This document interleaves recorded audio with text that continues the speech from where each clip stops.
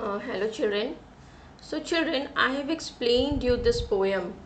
The name of the poem is Imagination. It is all about adventure and imagination. So children, before starting the book exercise, I would like to tell you the summary of this poem again. So please listen to it carefully so that it will help you in doing the book exercises. So children, we have learned that this is a poem written by the famous Irish playwright and his name was George Bernard Shaw. In this poem, the poet tells us how he lived in a world of fantasy and imagination. As a boy, the boy used to play the game of pirates and act as if he was sailing in a ship on the seven seas. Then he would think he was a cowboy, taking care of cattle on a ranch, riding on a horse. The poet, as a little boy, had clear imagination. He loved adventure. He took a liking to reading books and discovered a lot of joy in reading. While reading, he would become so engrossed, so involved in it that he would forget the hard and dull work of the day, his daily routines, and after reading a book on the life of Eskimos, he imagines to be living with the Eskimos in the land of ice and snow. He goes hunting and fishing there in the world of fantasy.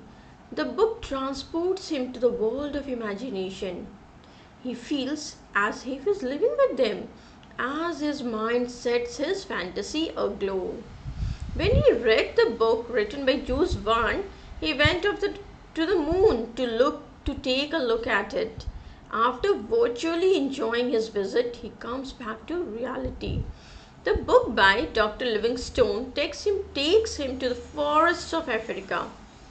He learns the ways of the jungle life under the guidance of the author. Who is the author of this book? Jules Verne.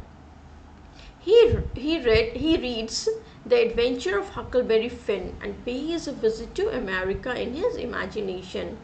He prefers to do the wonderful deeds, means actions, done by the heroes of the novels and become a hero himself. Of course, all in the world of fantasy and imagination, everything is possible.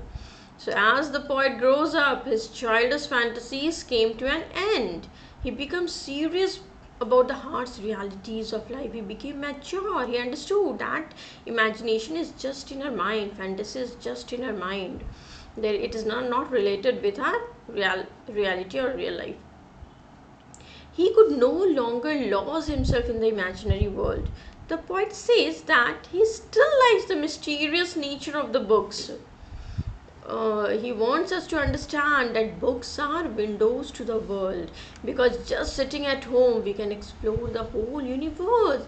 We can transport ourselves to those unknown and unseen places and experience the same joy we get when we visit those places in reality.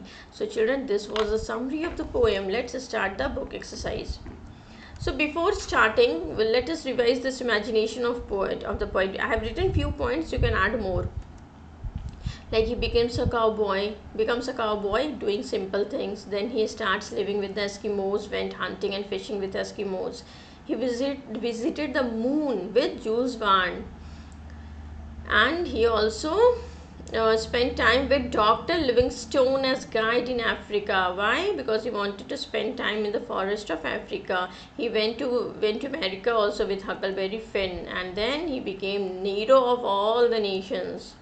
So first A is reading comprehension. Fill in the blanks. The poet pretended to be a dash and a dash. So what we have read in the first stanza, that he wanted to become a pirate and a cowboy. Reading brought the book a lot of what? When we read the book, what comes to our mind? Imagination. He went dash and dash with Eskimos, so he went hunting and fishing. The poet went to the moon with the help of a book written by who wrote the book Earth to the Moon? Jules Verne. The poet was always a dash in his imaginary world.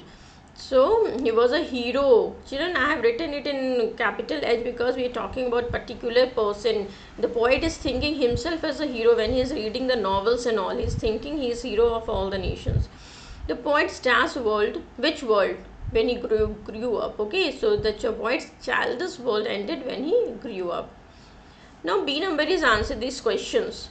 Which adjective does the poet use to describe his imagination when he was a child? So we have read in the second stanza, first line, vivid imagination means clear imagination. So the poet used an adjective vivid to describe imagination when he was a child. How did the poet escape the daily grind? So daily grind means daily routine. So what was he doing? He was reading books.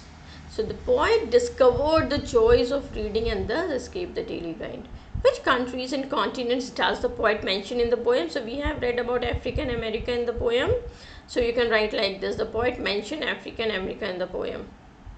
Did the poet truly become a hero of all the nations? Children, no. It is written truly become. So we will write the answer like this. No, the poet didn't become a hero of all the nations. It was just his imagination. Okay, or simply you can write that the poet became a hero of all the nations in his imaginations. So I have written this. No, the poet didn't become a hero of all the nations. It was only his imagination. Who drove the poet around the bend? So the poet's childish world came to an end and he became serious, and which drove him around the bend. What message is the poet trying to send through this poem? Like we have read in the last stanza, last line, that this I want to send message. So has he been successful in sending the message across? Explain your answer in a paragraph. So children, we have to write this answer in a paragraph. We cannot write in a 2 or 3 lines. So I have written like this. Through the poem, the poet is trying to send the message that books helped him escape to imaginary lands, travel and have various adventures. The poet felt that he could be any character he wanted to, travel anywhere he wanted to, and achieve anything he wanted to. But when the poet grew up, he had to become more serious, yet he still holds on to his love for the mysterious. The poet suggests that we should all hold on to that aspect of our childhood that helps us imagine and use our imagination to truly experience everything we read. The poet is definitely successful in sending his message across because the poem makes us feel that the world of imagination is indeed a fascinating one and we should hold on to it to experience life to the fullest. Now read these lines, children, and answer the questions that follow. So lines are given like this. These simple things did me please. So question number A is, what were the simple things that pleased the poet? So in the first stanza, we have read about this. He wanted to become a pirate and a cowboy. So the simple things that pleased the poet were to be a pirate and a cowboy. How did these simple things help the poet? Children, we have read that these things pleased him. Okay, so we can write like this. These simple things help the poet to please himself. Did the poet at any point stop loving these things? Children, we have read in the poem that when he grew up, then also he wanted to be in that world only. Okay, he didn't want to be mature. So we can write, no, the poet never stopped loving these things. In my world of fantasy and imagination, I performed such wonderful deeds. So describe the poet's world of fantasy and imagination, children. You have to describe, so we cannot write a small answer here. So I have written like this. He traveled, or you can write the poet traveled to the moon. He lived and went hunting and fishing with the Eskimos. He spent time in the African forests with Dr. Livingstone. And he went and hid in America with Huckleberry Finn. Children, you can add 2-3 more points if you wish, okay? Now name all those who accompanied him on his imaginative journey. So you can write the names of the other poets here, or the authors. So Dr. Livingstone and Huckleberry Finn accompanied him on his imaginative journey. You can write Jules Verne also here. Okay, 3 names you can write here. When did the poet's world of fantasy and imagination thrive? Means to grow up. Thrive means to grow. So we know the poet's world of fantasy and imagination thrived him when he was a little child. So it grew from there only, the habit of reading and go into the world of fantasy and imagination. Now between the lines, how does the poet explain the role that imagination played in his childhood. So children, we have read that when he was a child, he had so many imagination in his mind. Whenever he was reading books, different kinds of books, sometimes he was going to the moon, sometimes he was going to the different countries, sometimes he was becoming a cowboy. Okay, so what was the role of this imagination in his childhood? So I have written like this. In the poem Imagination, George Bernard Shaw, he's the poet, okay? The poet reminisces his boyhood, means he remembers his past. Reminisces means remembers his past. Boyhood, you can say childhood also. Okay, day when he would play different games acting as pirates or cowboys. Childhood fantasy and imagination give him a chance to be a hero of all the nations. And overall, children, you can say the poet wants to explain that imagination combined with reading can help us enjoy and live in the world of mysteries, whatever the age is. So, basically, children, we can also write that. Yes, we know reading is a good habit, and reading opens the, you can say reading opens the window to the world. You can explore any places. Now, enjoying the poem, here we are going to read about alliteration. What is alliteration, children? Let's see. Read this line from the poem. And sail the seven seas. The words in blue start with the sound S, and this is an example of alliteration, children. So alliteration means it is used in poetry and prose, and it is the use of the same consonant sound which is repeated at the beginning of words in a line or a sentence. Like we have seen here, sailed S, it starts with S, 7S and sees S. So this is an example of alliteration. Now read a few more examples of alliteration. Fair is full and fall is fair. So F, F, F.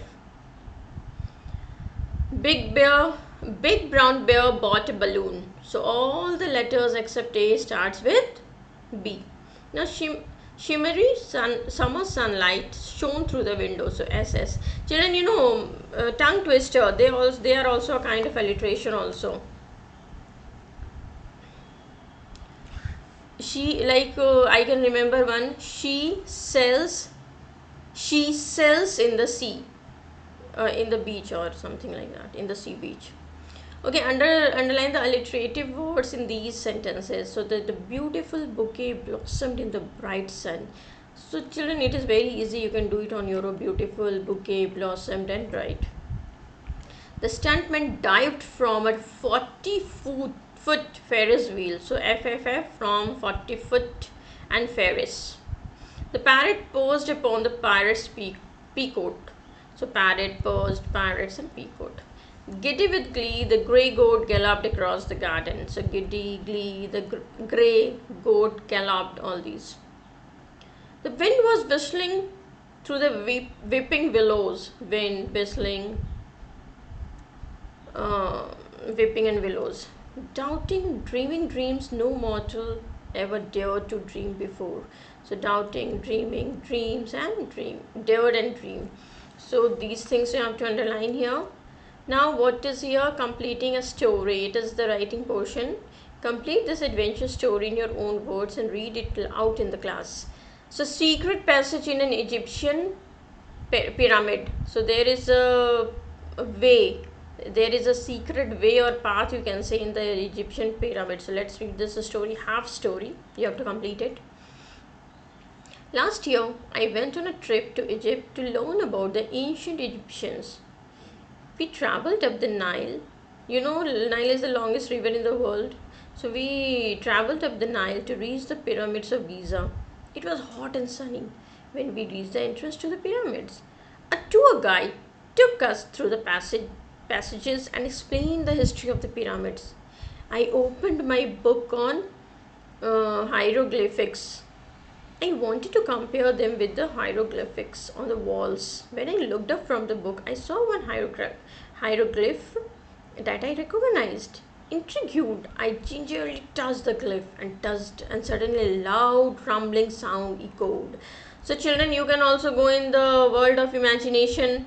You can imagine and you can complete this story. I know you all are so creative. So you will, ultimately you will make an interesting story, I know. So complete this work. And then reading for pleasure. So read these books on adventure and imagination. So first First book is The Lion, the Witch and the Wardrobe by C.S. Lewis. So children, it is a fantasy novel for children, and it was published by Geoffrey Bliss in 1950. It is the first published and best known of the 7 novels in the Chronicles of Narnia. And the second is Bridge to Terabithia by Catherine Patterson. So children, it is a book about 2 children named Leslie and Jessie, who create a magical forest kingdom in their imaginations. Children, both stories are based on adventure and imagination and fantasy. So you can read it. You will, if you're interested, you can read it. If you love to read books, okay, you can check in the internet also. You will find these books there.